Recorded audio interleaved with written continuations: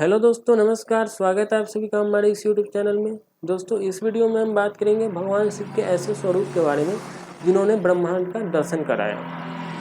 तो चलिए वीडियो को बिना देरी के शुरू करते हैं और सबसे पहले जानते हैं भगवान सदाशिव के बारे में। सदाशिव को पंचमुखी सदाशिव भी कहते हैं क्योंकि इनके 5 मुख हैं। अक्सर भगवान शिव को एक मुख के रूप में दिखाया गया, लेकिन शास्त्रों में सदाशिव का वर्णन है जिसके 5 मुख हैं और यह सृष्टि के आरंभ और अंत दोनों में ही रहते हैं। जब सृष्टि में कुछ नहीं था तब सदाशिव चेतना के स्वरूप में विराजमान थे। उन्होंने शिव को प्रकट किया, फिर शक्ति को प्रकट किया। शिव जो कि चेतना स्वरूप है और शक्ति जो ऊर्जा के स्वरूप है। तो शिव और शक्ति से सृष्टि उत्पन्न हुआ। जैसा कि हमने सांख्य दर्शन और योग दर्शन में भी पढ़ा था कि प्रकृति और पुरुष है। प्रकृति अचेतन है, पुरुष चेतना है, तो पुरुष भगवान शिव है और जो अचेतन शक्ति है वो ऊर्जा है, यानी कि शक्ति के स्वरूप में।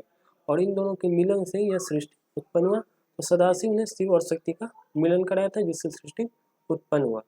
इनके 5 मुख हैं जिसमें सघोजात, वामदेव, अघोर, तत्पुरुष और ईशान शामिल है। सघोजात को दोस्तों सृष्टि का प्रतीक माना जाता है, शुरुआत का प्रतीक माना जाता है। वामदेव को प्रेम, करुणा, सौंदर्य और पालन का प्रतीक माना जाता है। यह सृष्टि को संचालित करता है। अघोर मुख जो है वह सृष्टि के विनाश और परिवर्तन का स्वरूप माना जाता है। विनाश कहने का अर्थ है अज्ञान का विनाश और परिवर्तन से पहले का अज्ञान का विध्वंसी अघोर स्वरूप का कार्य है। तत्पुरुष को तप और योग के मुख के रूप में दिखाया जाता है, जबकि ईशान को मोक्ष, मुक्ति और ज्ञान के स्वरूप में दिखाया जाता है। तो ये था सदाशिव का 5 मुख। और सदाशिव ही दुनिया के सबसे बड़ी शक्ति, सबसे बड़े ब्रह्म है। उनसे ही यह सारी सृष्टि चलती है, बनती है, बिगड़ती है। दोस्तों, अब बात करते हैं नटराज स्वरूप की। दोस्तों, नटराज स्वरूप भगवान शिव ने पूरे ब्रह्मांड को इसलिए दिखाया था क्योंकि उन्हें ब्रह्मांड के बारे में बताना था कि ब्रह्मांड कैसे कार्य करता है। उनके दाहिने हाथ में डमरू था जो कि ऊर्जा और ध्वनि का प्रतीक है और इसी से ब्रह्मांड का सृजन माना जाता है। बाएं हाथ में अग्नि था जो कि विनाश और परिवर्तन का प्रतीक माना जाता है। परिवर्तन यानी कि जो अज्ञान पूरी फैल चुके हैं तो अज्ञान को परिवर्तित करके वह ज्ञान में परिवर्तित करते हैं। वो बाएं हाथ में उनका अग्नि इसी चीज का सूचक है। तीसरा हाथ जो है वो अभय मुद्रा में उठा हुआ है, यानी कि वह मुक्ति की ओर, मुक्ति और ज्ञान के बारे में बता रहा है। वह कह रहा है कि तुम चलो, मैं तुम्हारे साथ हूँ। चौथा है सांकेतिक हाथ जो कि उठे हुए चरण की ओर इशारा कर रहे हैं। उठा हुआ चरण ये बता रहा है कि जो व्यक्ति गिर चुका है वह ईश्वर की भक्ति करके कैसे उठ सकता है, उसी का सूचक है उठा हुआ चरण। पैर के नीचे एक राक्षस है जिसका नाम अपस्मार है। वह अज्ञान और बुराई का प्रतीक है और उसको दबाए हुए हैं। वह बौना है क्योंकि शिव बता रहे हैं कि जो अज्ञान और अहंकार है वह बौना ही होता है और उसे उन्होंने पैर के नीचे दबाए रखे हैं।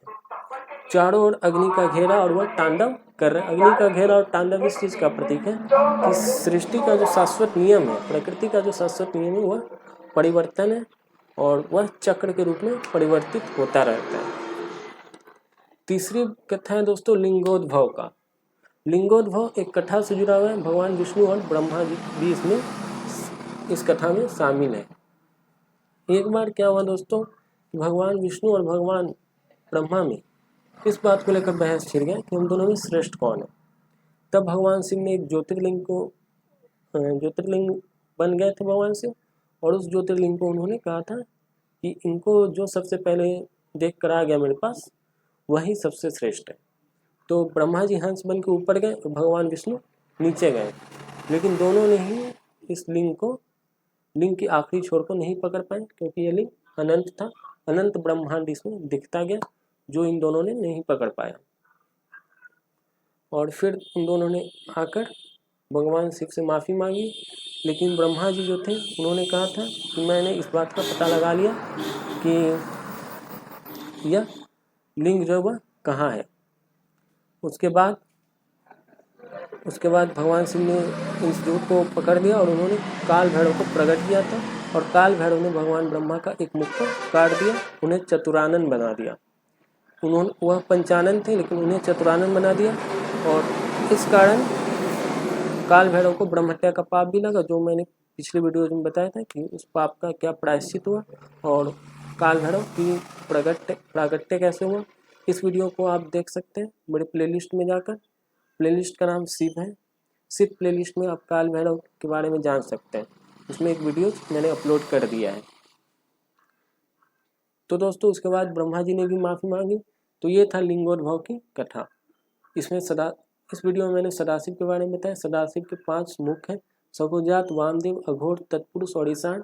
नटराज स्वरूप के बारे में बताया, जिसमें उनके 4 हाथ हैं। दाहिना हाथ में डमरू है, बाएं हाथ में अग्नि है, एक हाथ अभय मुद्रा में उठा हुआ है, एक हाथ संकेत कर रहा है उठे हुए चरण की ओर।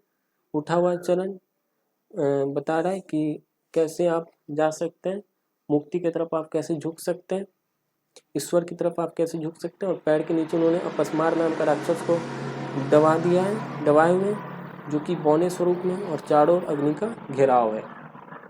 फिर मैंने बात की लिंगोद्भव की कथा का, जिसमें भगवान विष्णु और भगवान ब्रह्मा के भी रोचक प्रसंग शामिल है। तो दोस्तों उम्मीद करता हूँ ये वीडियो आप लोगों को पसंद आई है।